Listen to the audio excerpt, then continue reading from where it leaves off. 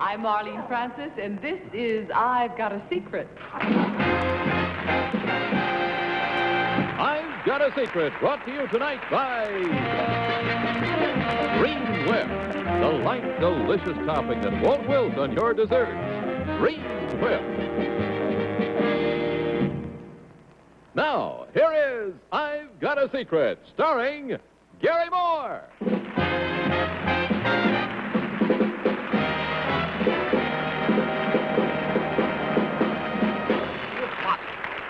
Thank you very much. Good evening, friends, and welcome to a warm and humid edition of I've Got a Secret. Let's meet our warm and humid panel. First, looking tan from all the sunshine we've been having lately, Bill Cullen. Looking healthy and rosy from the sun is Betsy Palmer. Good evening. And looking just a little more burned up than usual, Henry Morgan. And our lovely new bride, Mrs. Arnold Grant, just back from her honeymoon in Europe, Bess Meyerson.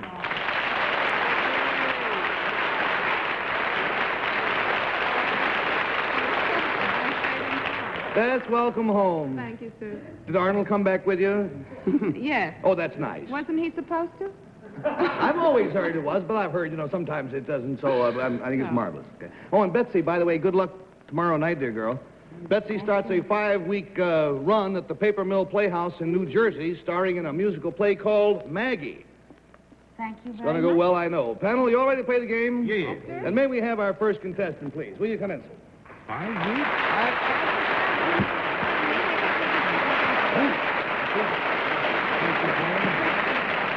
Will you tell our panel, please, what your name is and where you're from?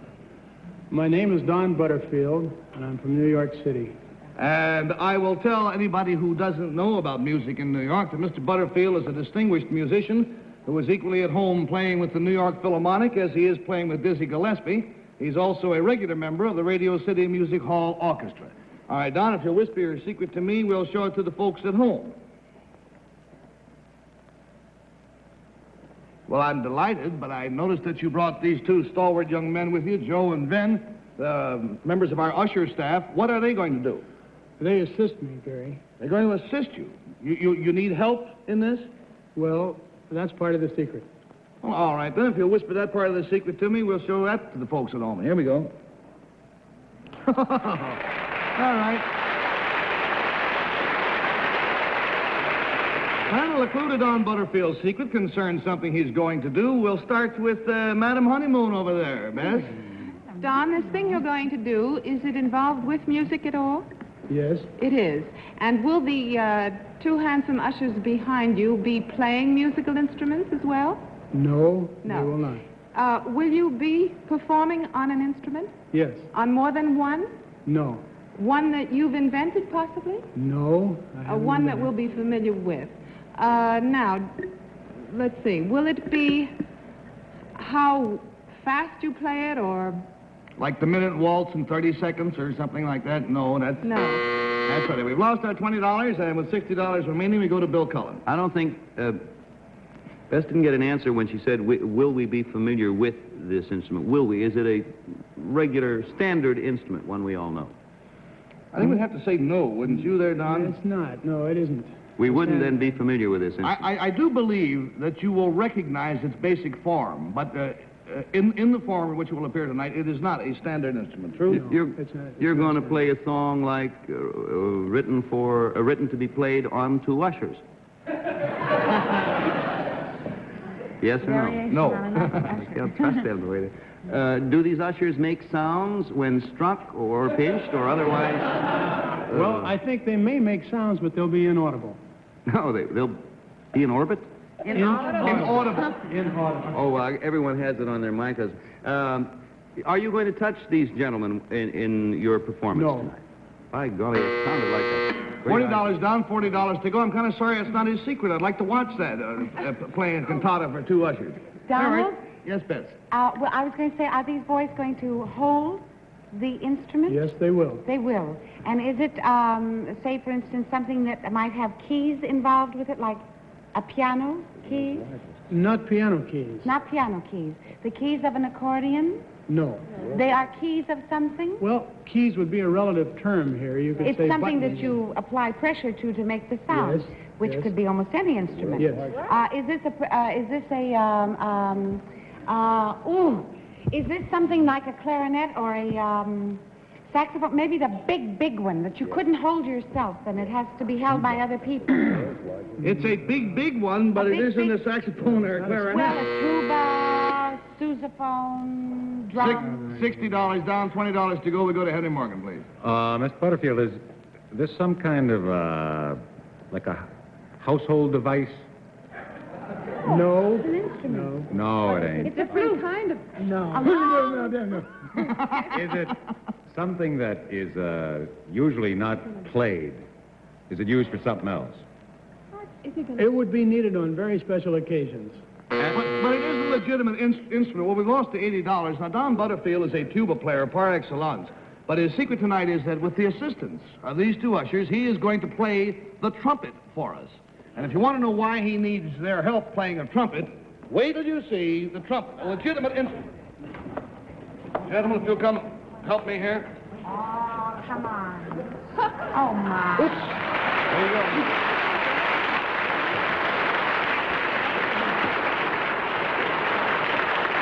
Now, this is 8 feet of legitimate trumpet. It's the only one of its kind. We borrowed it from the Janssen collection of musical instruments at Claremont University College in California. Gentlemen, we are grateful to you for that.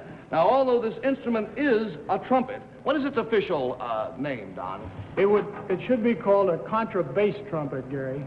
Contrabass trumpet. Contrabass trumpet. Well, now, I think a little explanation is in order here. We say it's a trumpet, we say he's a tuba player. Why did we not hire a trumpet player? Why do we need a tuba player instead? Don, will you explain that? Well, I have a regular-sized trumpet here, and by making the size comparison, the answer to that, Gary, would be in the size of the mouthpiece. Mm-hmm. A trumpet player playing this instrument regularly, or as his profession, would find it almost impossible to play a mouthpiece the size of this one in comparison. I see. He just could hardly do it. All right, gentlemen, let's get the trumpet into playing position, and we'll get Don to demonstrate the range of this instrument, which, as I understand it, is the same range as a trumpet, except it's 2 octaves lower. Is that right? Yes. Would you give us a demonstration of that, Don, please? All right, Gary.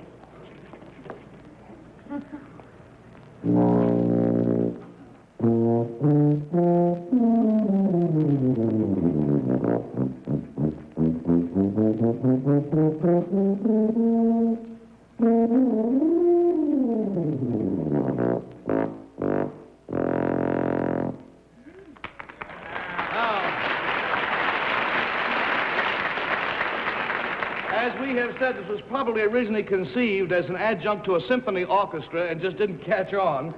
But it also can be used for jazz, as Don Butterfield will demonstrate now. Lullaby of Birdland, and you got Norman Paris to back him up. So Don and Norm, go.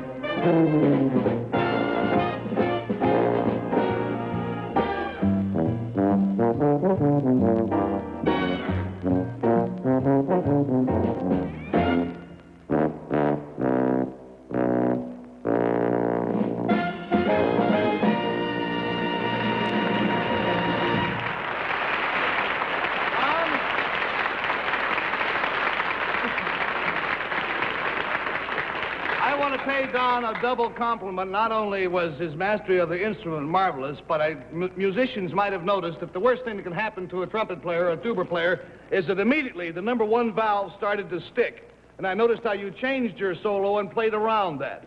A marvelous piece of improvisation. One of those things, Gary. It just happened. You made it come off. Thanks an awful lot. Gentlemen, thank you.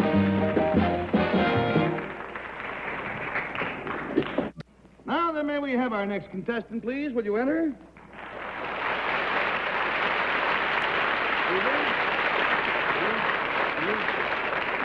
Will you tell our panel, please, what your name is and where you're from? Joy Gifford from Beaver, Pennsylvania. Joy Gifford from Beaver, Pennsylvania. Now, Joy, if you'll whisper your secret to me, we'll show it immediately to the folks at home. Here we go. Yes, now, tell me more.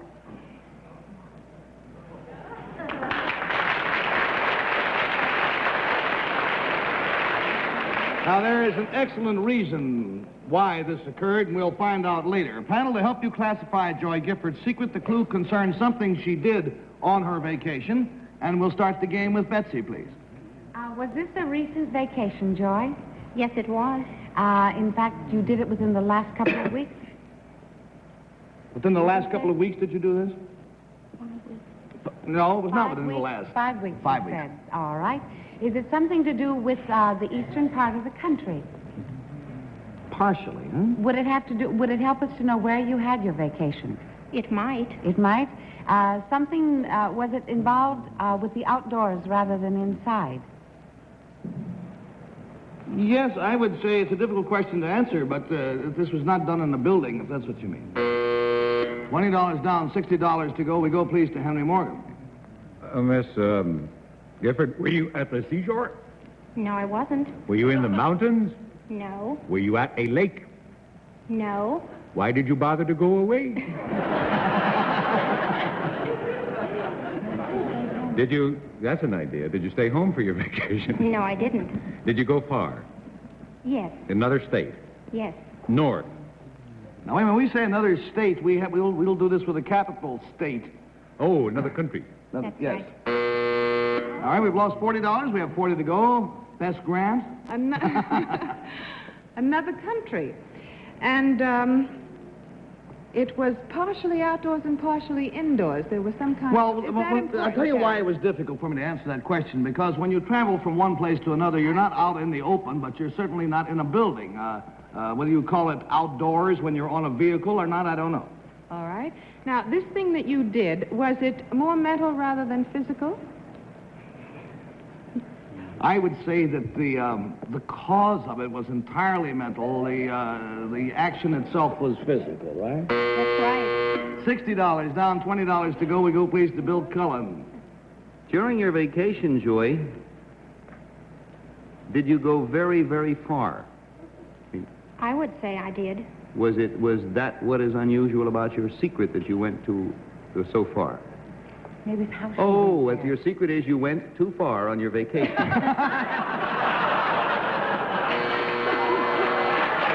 Very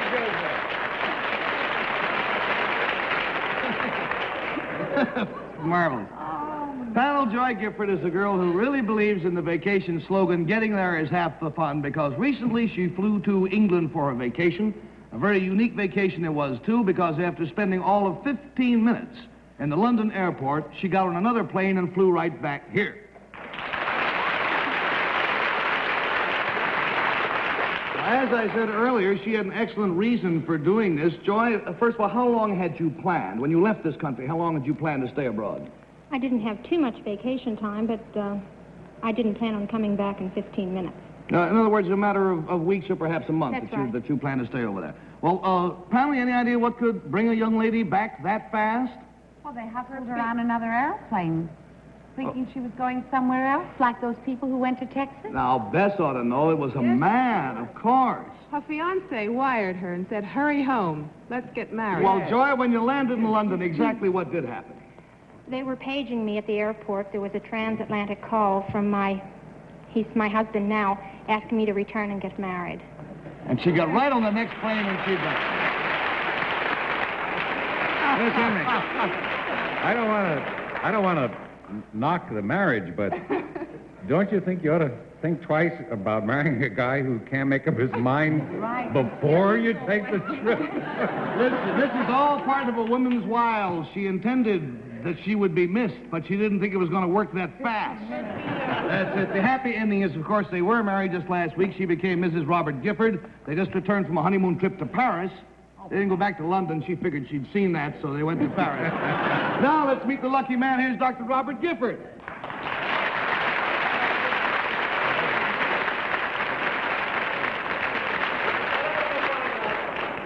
find out how much was your phone bill for the call to London? I don't know. I haven't received it yet. This may be the first fight they're going to have. I know you're going to have a wonderful and marvelous marriage. Thank you for being with us tonight. Dr. and Mrs. Gifford.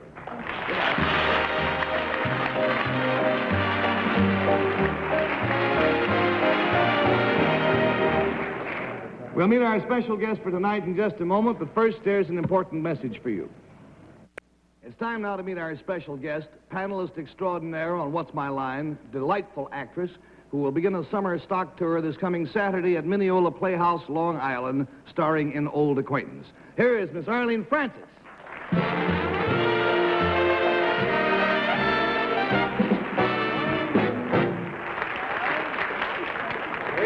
Good evening. You look like you're all set up to practice for your hostess chores on the Emmy Awards tomorrow night.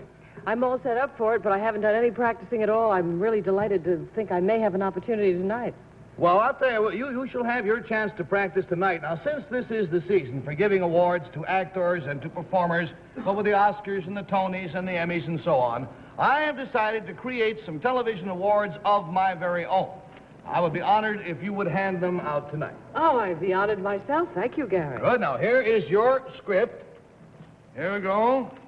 You just read that and it'll explain. All righty. It says, "Good evening, ladies and gentlemen." Oh, that's jolly good to begin with.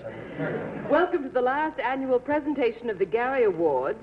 The Gary Award was created 2 days ago when one of our stagehands found these 4 trophies in a closet backstage.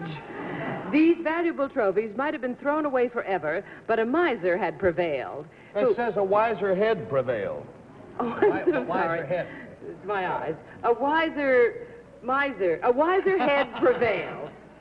I'm terribly sorry. Thank That's you. all right. At any rate, since no one could figure out what the trophies were for, Mr. Moore decided to create some awards of his own. As we all know, it is very important to keep the names of the winners secret in order to preserve the excitement of a spontaneous acceptance speech. Well, in the case of the Gary Awards, not only does Price Waterhouse not know the names of the candidates themselves don't even know they have been nominated for anything. That's television. And in order to make sure that these acceptance speeches tonight are really spontaneous and off the cuff, we are not going to tell the winners what they did to deserve these awards until after they have finished their speeches. And, panel, just in case one of you is fortunate enough to win one of these awards, I'm sure you can come up here and make up an all-purpose speech and keep the speech going until I remove the cover from the front of the award, telling you what you have received the award for. In fairness to the audience, however, we will show them what the award category is. Miss Francis, will you announce the first award, please? Yes, I will, but I think that first we ought to let our audience know what the award is for. Very well.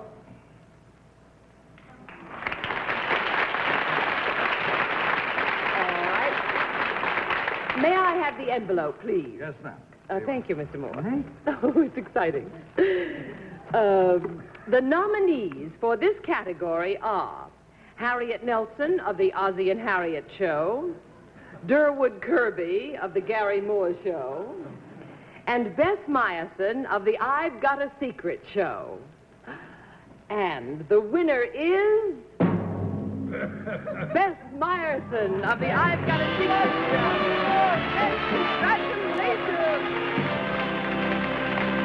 Oh, my dear, you're an inspiration to young actresses everywhere. Here is your award. Will you make an acceptance speech, then we'll tell you what it's for. Well, I just don't know what to say except to thank you so very much. I'm really overwhelmed, and as I cleared the mantel in my home this evening to make room for it, I never thought it would happen to me. And I'd like to thank all the thousands of little people behind me who were responsible for this. My director, Simon Legree. And that's enough. Now let's see what you have won for. It was a lovely speech. Oh, she has won the award for the most recent newlywed in television. Oh, thank you.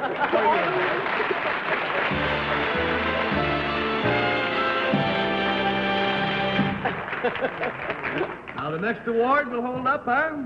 Yes, indeed, and I think we must now let the audience in on what this particular second award is for. Right.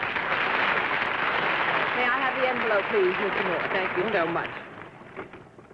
Well, the nominees for this category are Jack Benny of The Jack Benny Show, Durwood Kirby of The Gary Moore Show, and Bill Cullen of The Price is Right. And the winner is... Thank you, Norman. Bill Cullen of The Price is Right. Oh, I say it was a very tough award. Congratulations. I don't know who the other two nominees were, but I'll tell you, I don't deserve it, and I don't want to thank the little people here who helped me get this, because nothing worse than working with a bunch of little people. I mean, they're in your shoes in the morning, and it goes on throughout the day like that. But I would like at this time to say that of all the... Well, I've never gotten an award, and I'm sorry that the record has to be broken here tonight. Well, let us see what this award is for. Well, naturally, because of your work on Price is Right, the most generous performer in television.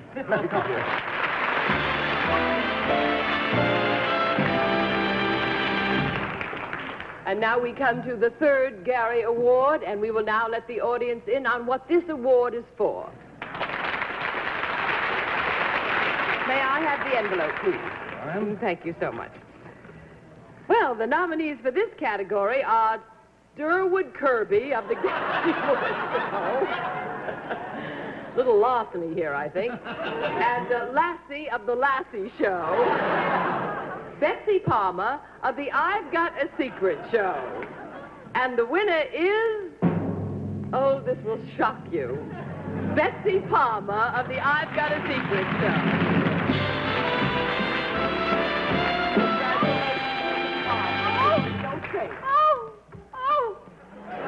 I want to thank all the big people.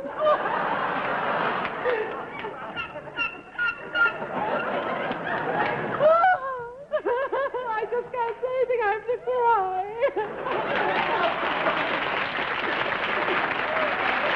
And I would like to say on behalf of my runner-up, Very good, and now let's see what you got it for. Have you any idea what it might be? I think it's all those big people didn't know what to do. Television Mother of the Year.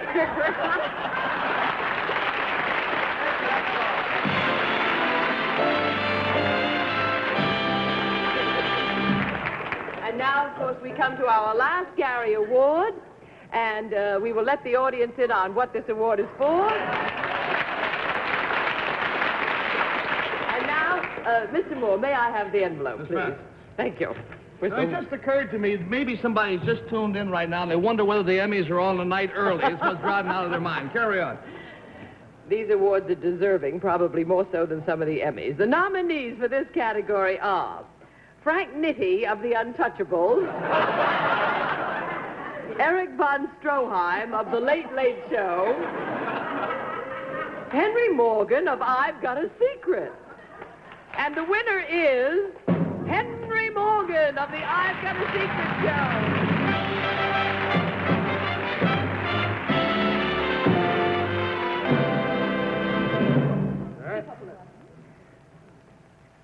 I certainly deserve this award. Many of you have been here and facetiously thanked the little people. I want you to know I did it without any help whatsoever. This was a case of sheer talent neglected below these many years. Why, I remember when I was just a little bit of a boy. I thought, I need an award right now, but I had to wait a few years, and then I grew up, and I was marvelous. And I would... May we find out what this is for? That's Henry? perfectly all right. I deserve it, whatever it is. The most lovable actor in a single performance. Henry Morgan,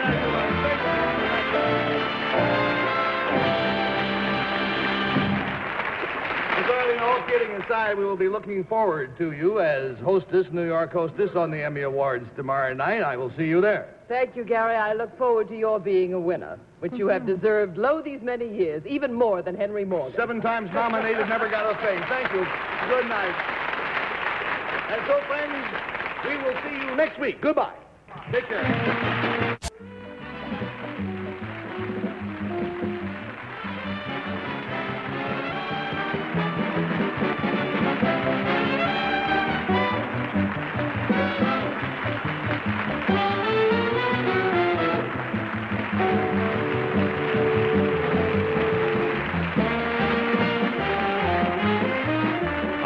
Secret has been brought to you tonight by the light, delicious dessert topping Green Whip, another fine product of General Foods. The preceding program was pre-recorded. This is John Cannon speaking.